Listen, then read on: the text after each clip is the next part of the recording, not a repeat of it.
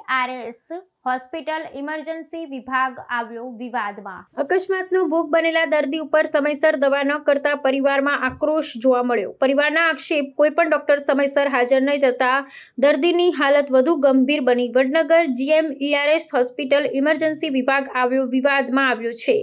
અકસ્માતના દર્દીને સમયસર સારવાર ન મળી પરિવારે આક્ષેપ કર્યા હતા કે ડોક્ટરને વેન્ટિલેટર પણ લગાવતા નથી આવડતું જેવા ગંભીર આક્ષેપો લગાવવામાં આવ્યા હતા।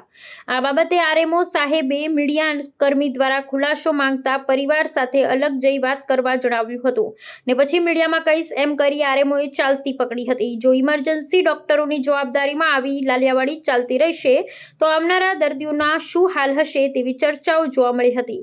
વધુમાં જો પરિવારને ના સભ્યોએ શું કહ્યું। મારું નામ દલાભાઈ ચૌધરી છે, અમારો ભત્રીજો છે।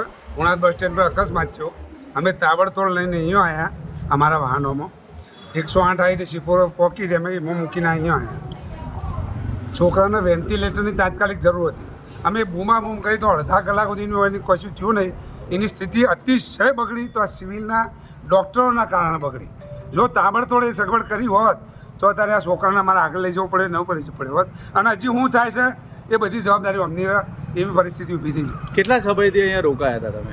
અમે હળાબાને પહોંચી આવ્યા છીએ, હળાબાને પહોંચી આવ્યા છીએ। પાટો પહોંચવાનું કીધું, બધું લોહી વહી જાય છે તો કે હા ડૉક્ટરો આવું છે। અત્યારે 2 વાગી રહ્યા છે સાહેબ। ઘટના શું બની હતી તમારા? ઘટના ઉણાદમાં અકસ્માત થયો હતો મારા ભત્રીજાને, એને લઈને અમે અહીંયા આવતા હતા અને આગળ કીધું અમે 108 પોકેટ એટલે એમાં મૂકીને આવ્યા એટલે અમે પોતે કહીએ છીએ કે અમને વેન્ટિલેટરની જરૂર છે। એનો શ્વાસોશ્વાસ આમ ધબકતો હતો, આટલો ઊંચો થતો હતો।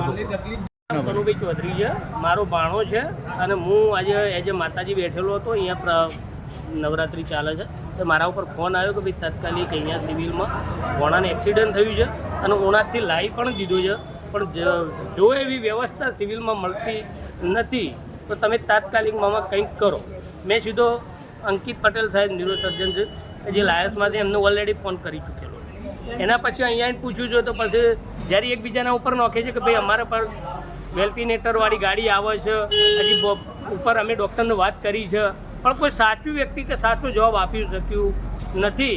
અને જ્યારે અમે આવીને પૂછ્યું કે ભાઈ કન્ડિશન શું છે તો એ તો કે ઉપર જ આગળ જોઈએ તારે ખબર પડે।